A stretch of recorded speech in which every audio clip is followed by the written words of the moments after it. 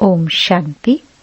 9 मई 2021 अव्यक्त बाप दादा के महावाक्य। ओरिजिनल डेट 27 दिसंबर 1987। निश्चय बुद्धि विजयी रत्नों की निशानियां। आज बाप दादा अपने चारों ओर के निश्चय बुद्धि विजयी बच्चों को देख रहे हैं। हर एक बच्चे के निश्चय की निशानियां देख रहे हैं। निश्चय की विशेष निशानियां। 1. जैसा निश्चय वैसा कर्म। वाणी में हर समय चेहरे पर रूहानी नशा दिखाई देगा। 2. हर कर्म संकल्प में विजय सहज प्रत्यक्ष फल के रूप में अनुभव होगी। मेहनत के रूप में नहीं, लेकिन प्रत्यक्ष फल व अधिकार के रूप में विजयी अनुभव होगी। 3. अपने श्रेष्ठ भाग्य, श्रेष्ठ जीवन व बाप और परिवार के संबंध संपर्क द्वारा 1% भी संशय संकल्प मात्र भी नहीं होगा। 4. क्वेश्चन मार्क समाप्त। हर बात में बिंदु लगाने वाले होंगे। 5. निश्चय बुद्धि हर समय अपने को बेफिक्र बादशाह सहज स्वतः अनुभव करेंगे, अर्थात बार बार स्मृति लाने की मेहनत नहीं करनी पड़ेगी।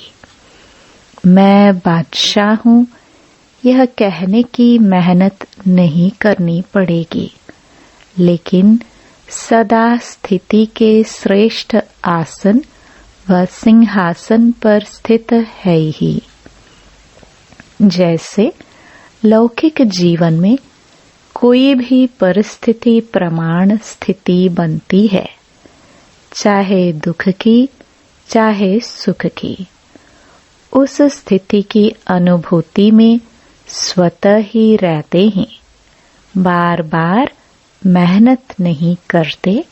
मैं सुखी हूँ व मैं दुखी हूँ। बेफिक्र बादशाह की स्थिति का अनुभव स्वतः सहज होता है।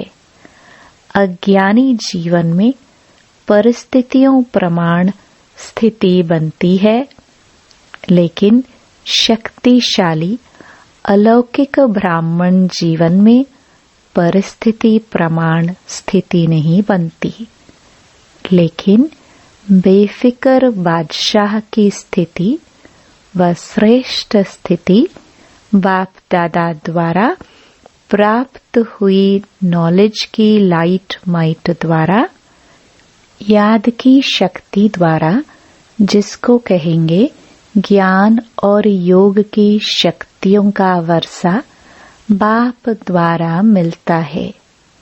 तो ब्राह्मण जीवन में बाप के वर्षे द्वारा व सतगुरु के वरदान द्वारा व भाग्य विधाता द्वारा प्राप्त हुए श्रेष्ठ भाग्य द्वारा स्थिति प्राप्त होती है। अगर परिस्थिति के आधार पर स्थिति है तो शक्तिशाली कौन हुआ? परिस्थिति पावरफुल हो जाएगी ना। और परिस्थिति के आधार पर स्थिति बनाने वाला कभी भी अचल अडोल नहीं रह सकता।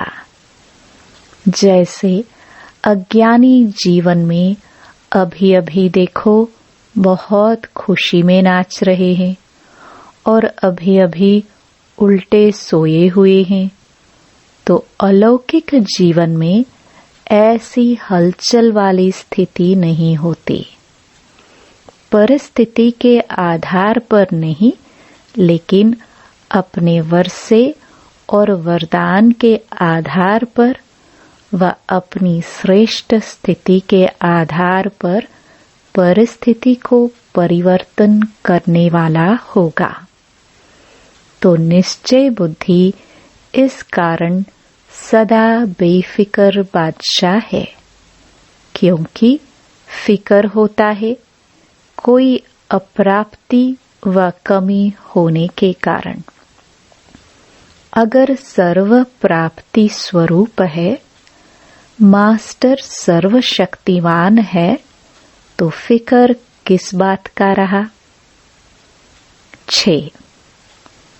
निश्चय बुद्धि अर्थात सदा बाप पर बलिहार जाने वाले। बलिहार अर्थात सर्वंश समर्पित, सर्ववंश सहित समर्पित।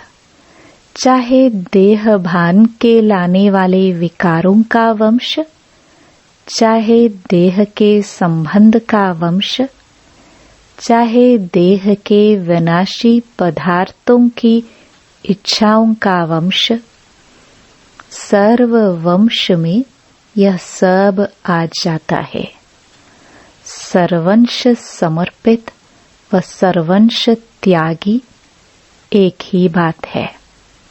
समर्पित होना इसको नहीं कहा जाता कि मधुबन में बैठ गए व सेवा केंद्रों पर बैठ गए। यह भी एक सीढ़ी है जो सेवार्थ अपने को अर्पण करते हैं, लेकिन सर्वंश अर्पित। यह सीढ़ी की मंजिल है। एक सीढ़ी चढ़ गए, लेकिन मंजिल पर पहुंचने वाले निश्चय बुद्धि की निशानी है तीनों ही वंश सहित अर्पित। तीनों ही बातें स्पष्ट जान गए ना। वंश तब समाप्त होता है जब स्वप्न व संकल्प में भी अंश मात्र नहीं। अगर अंश है तो वंश पैदा हो ही जाएगा। इसलिए सर्वंश त्यागी की परिभाषा अति गुह्य है। यह भी कभी सुनाएंगे। 7. निश्चय बुद्धि सदा बेफिक्र निश्चिंत होगा। हर बात में विजय प्राप्त होने के नशा में निश्चिंत अनुभव करेगा। तो निश्चय, निश्चिंत और निश्चित यह हर समय अनुभव कराएगा। 8. वह सदा स्वयं भी नशे में रहेंगे और उनके नशे को देख दूसरों को भी यह रूहानी नशा अनुभव होगा। औरों को भी रूहानी नशे में बाप की मदद से स्वयं की स्थिति से अनुभव कराएगा। निश्चय बुद्धि की व रूहानी नशे में रहने वाले के जीवन की विशेषताएं क्या होंगी? पहली बात, जितना ही श्रेष्ठ नशा उतना ही निमित्त भाव हर जीवन के चरित्र में होगा। निमित्त भाव की विशेषता के कारण निर्माण बुद्धि, बुद्धि पर ध्यान देना। जितनी निर्माण बुद्धि होगी उतना निर्माण करते रहेंगे। नव निर्माण कहते हो ना, तो नव निर्माण करने वाली बुद्धि होगी, तो निर्माण भी होंगे, नव निर्माण भी करेंगे। जहाँ यह विशेषताएं हैं उसको ही कहा जाता है निश्चय बुद्धि विजयी। निमित्त, निर्माण और निर्माण। निश्चय बुद्धि की भाषा क्या होगी? निश्चय बुद्धि की भाषा में सदा मधुरता तो कॉमन बात है, लेकिन उदारता होगी। उदारता का अर्थ है सर्व आत्माओं के प्रति आगे बढ़ाने की उदारता होगी। पहले आप मैं नहीं।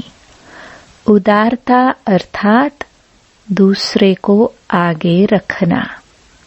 जैसे ब्रह्मा बाप ने सदैव पहले जगदम्बा व बच्चों को रखा। मेरे से भी तीखी जगदम्बा है, मेरे से भी तीखे यह बच्चे हैं। यह उदारता की भाषा है। और जहाँ उदारता है, स्वयं के प्रति आगे रहने की इच्छा नहीं है, वहाँ ड्रामा अनुसार स्वतः ही मन इच्छित फल प्राप्त हो ही जाता है। जितना स्वयं इच्छा मात्रम अविद्या की स्थिति में रहते, उतना बाप और परिवार अच्छा योग्य समझ उसको ही पहले रखते हैं। तो पहले आप मन से कहने वाले पीछे रह नहीं सकते। वह मन से पहले आप कहता तो सर्व द्वारा पहले आप हो ही जाता है, लेकिन इच्छा वाला नहीं। तो निश्चय बुद्धि की भाषा सदा उदारता वाली भाषा, संतुष्टता की भाषा, सर्व के कल्याण की भाषा। ऐसी भाषा वाले को कहेंगे निश्चय बुद्धि विजयी। निश्चय बुद्धि तो सभी होना, क्योंकि निश्चय ही फाउंडेशन है।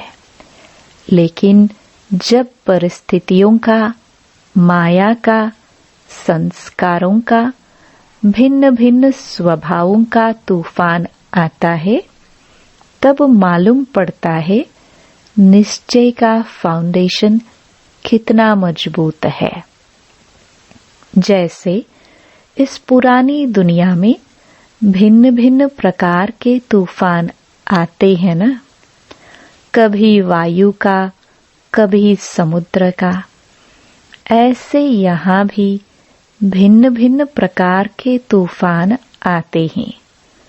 तूफान क्या करता है? पहले उड़ाता है, फिर फेंकता है।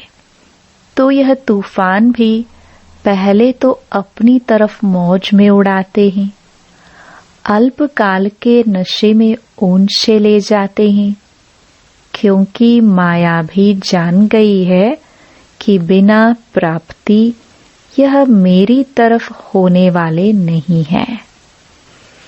तो पहले आर्टिफिशियल प्राप्ति के ऊपर उड़ाती है, फिर नीचे गिरती कला में ले आती है। चतुर है। तो निश्चय बुद्धि की नजर त्रिनेत्री होती है। तीसरे नेत्र से तीनों कालों को देख लेते हैं। इसलिए कभी धोखा नहीं खा सकते। तो निश्चय की परख तूफान के समय होती है। जैसे तूफान बड़े बड़े पुराने वृक्ष के फाउंडेशन को उखाड़ लेती हैं, तो यह माया के तूफान भी निश्चय के फाउंडेशन को उखाड़ने की कोशिश करते हैं। लेकिन रिजल्ट में उखड़ते कम है, हिलते ज्यादा है। हिलने से भी फाउंडेशन कच्चा हो जाता है। तो ऐसे समय पर अपने निश्चय के फाउंडेशन को चेक करो। वैसे कोई से भी पूछेंगे निश्चय पक्का है, तो क्या कहेंगे? बहुत अच्छा भाषण करेंगे। अच्छा भी है निश्चय में रहना, लेकिन समय पर अगर निश्चय हिलता भी है तो निश्चय का हिलना अर्थात जन्म जन्म की प्रारब्ध से हिलना। इसलिए तूफानों के समय चेक करो। कोई हद का मान शान न दे, वह व्यर्थ संकल्पों के रूप में माया का तूफान आए। जो चाहना रखते हो वह चाहना अर्थात इच्छा पूर्ण न हो। ऐसे टाइम पर जो निश्चय है कि मैं समर्थ बाप की समर्थ आत्मा हूँ, वह याद रहता है, वह व्यर्थ समर्थ के ऊपर विजयी हो जाता है। अगर व्यर्थ विजय प्राप्त कर लेता है तो निश्चय का फाउंडेशन हिलेगा ना। समर्थ के बजाय अपने को कमजोर आत्मा अनुभव करेगा, दिल शिकस्त हो जाएंगे। इसलिए कहते हैं कि तूफान के समय चेक करो। हद का मान शान मैंपन रूहानी शान से नीचे ले आता है। हद की कोई भी इच्छा मात्रम अविद्या के निश्चय से नीचे ले आती है। तो निश्चय का अर्थ यह नहीं है कि मैं शरीर नहीं, मैं आत्मा हूँ। लेकिन कौन सी आत्मा हूँ? वह नशा, वह स्वमान समय पर अनुभव हो। इसको कहते हैं निश्चय बुद्धि विजयी।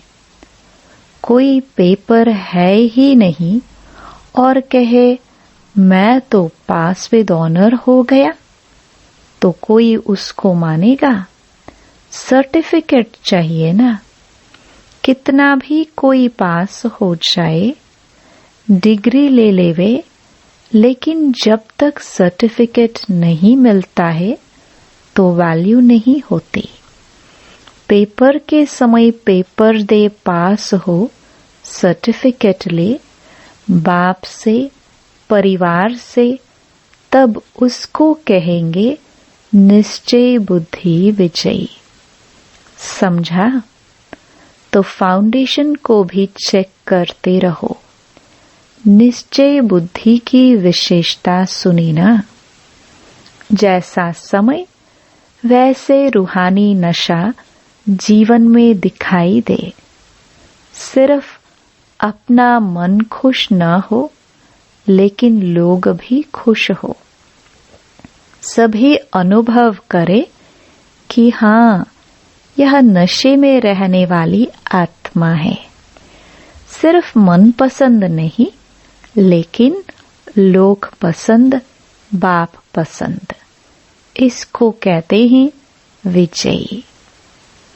अच्छा, सर्व निश्चय बुद्धि विजयी रत्नों को, सर्व निश्चिंत बेफिक्र बच्चों को, सर्व निश्चित विजय के नशे में रहने वाले रूहानी आत्माओं को, सर्व तूफानों को पार कर तोहफा अनुभव करने वाले विशेष आत्माओं को, सदा अचल अडोल एकरस स्थिति में स्थित रहने वाले निश्चय बुद्धि बच्चों को बाप दादा का याद प्यार और नमस्ते।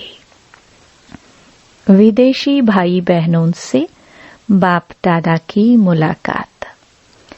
अपने को समीप रतन अनुभव करते हो। समीप रतन की निशानी क्या है? वह सदा सहज और स्वतः ज्ञानी तो आत्मा, योगी तो आत्मा, गुणमूर्त सेवाधारी अनुभव करेंगे। समीप रत्न के हर कदम में यह चार ही विशेषताएं सहज अनुभव होंगी, एक भी कम नहीं होगी।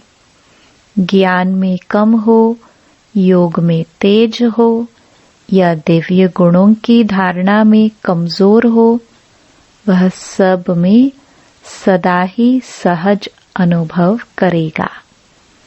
समीप रत्न किसी भी बात में मेहनत नहीं अनुभव करेंगे, लेकिन सहज सफलता अनुभव करेंगे, क्योंकि बाप दादा बच्चों को संगम युग पर मेहनत से ही छुड़ाते हैं।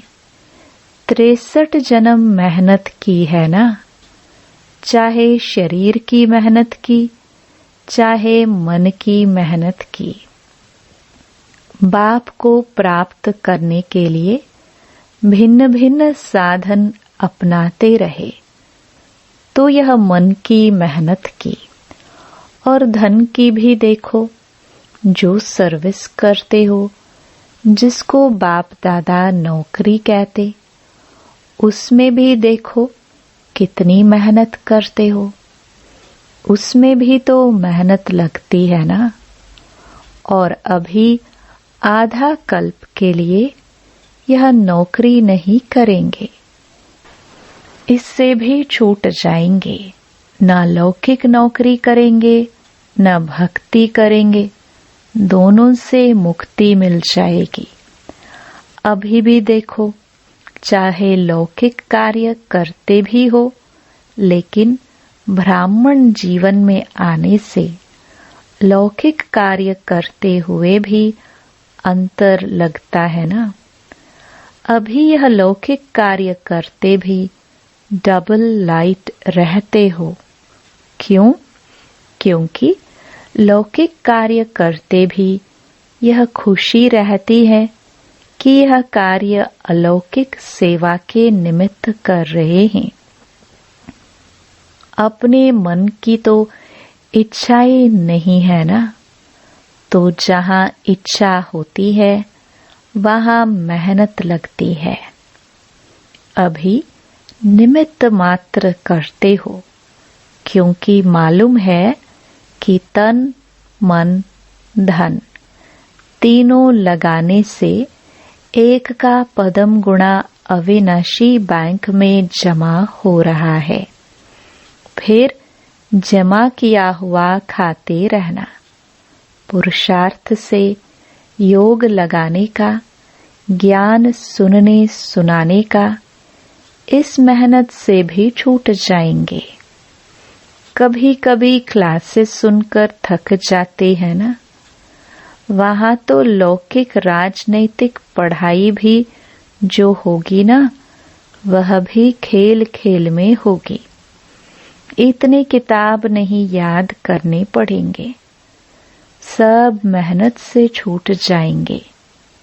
कईयों को पढ़ाई का भी बोझ होता है।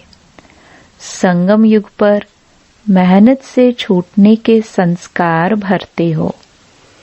चाहे माया के तूफान आते भी हैं, लेकिन यह माया से विजय प्राप्त करना भी एक खेल समझते हो, मेहनत नहीं। खेल में भी क्या होता है? जीत प्राप्त करना होता है ना। तो माया से भी विजय प्राप्त करने का खेल करते हो। खेल लगता है या बड़ी बात लगती है? जब मास्टर सर्वशक्तिवान स्टेज पर स्थित होते हो तो खेल लगेगा। और ही चैलेंज करते हो कि आधा कल्प के लिए विदाई लेकर जाओ, तो विदाई समारोह मनाने आती है, लड़ने नहीं आती है। विजयी रत्न हर समय हर कार्य में विजयी है। विजयी हो ना? हाँ जी। तो वहाँ जाकर भी हाँ जी करना। फिर भी अच्छे बहादुर हो गए हैं। पहले थोड़े जल्दी घबरा जाते थे, अभी बहादुर हो गए हैं। अभी अनुभवी हो गए हैं, तो अनुभव की अथॉरिटी वाले हो गए। परखने की भी शक्ति आ गई है। इसलिए घबराते नहीं हैं। अनेक बार के विजयी थे, हैं और रहेंगे। यही स्मृति सदा रखना। अच्छा, विदाई के समय दादी उनसे। दादी जानकी बॉम्बे से 3-4 दिन का चक्कर लगाकर आई है। अभी से ही चक्रवर्ती बन गई। अच्छा है, यहाँ भी सेवा है, वहाँ भी सेवा की। यहाँ रहते भी सेवा करते और जहाँ जाते वहाँ भी सेवा हो जाती। सेवा का ठेका बहुत बड़ा लिया है। बड़े ठेकेदार हो ना, छोटे छोटे ठेकेदार तो बहुत हैं, लेकिन बड़े ठेकेदार को बड़ा काम करना पड़ता है। बाबा, आज मुरली सुनते बहुत मजा आया। है ही मजा। अच्छा है, आप लोग कैच करके औरों को क्लियर कर सकते हो। सभी तो एक जैसे कैच कर नहीं सकते। जैसे जगदम्बा मुरली सुनकर क्लियर करके सहज करके सभी को धारण कराती रही, ऐसे अभी आप निमित्त हो। कई नए नए तो समझ भी नहीं सकते हैं, लेकिन बाप दादा सिर्फ सामने वालों को नहीं देखते। जो बैठे हैं सभा में उन्हें ही नहीं देखते, सभी को सामने रखते हैं। फिर भी सामने अनन्य होते हैं तो उन्हों के प्रति निकलता है। आप लोग तो पढ़कर भी कैच कर सकते हो। अच्छा, वरदान।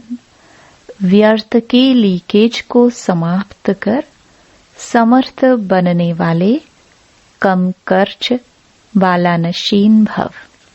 संगम युग पर बाप दादा द्वारा जो भी खजाने मिले हैं, उन सर्व खजानों को व्यर्थ जाने से बचाओ तो कम कर्ज वाला नशीन बन जाएंगे। व्यर्थ से बचाव करना अर्थात समर्थ बनना। जहाँ समर्थी है वहाँ व्यर्थ जाए, यह हो नहीं सकता। अगर व्यर्थ की लीकेज है तो कितना भी पुरुषार्थ करो, मेहनत करो, लेकिन शक्तिशाली बन नहीं सकते। इसलिए लीकेज को चेक कर समाप्त करो तो व्यर्थ से समर्थ हो जाएंगे। स्लोगन। प्रवृत्ति में रहते संपूर्ण पवित्र रहना, यही योगी व ज्ञानी तो आत्मा की चैलेंज है। ओम शांति।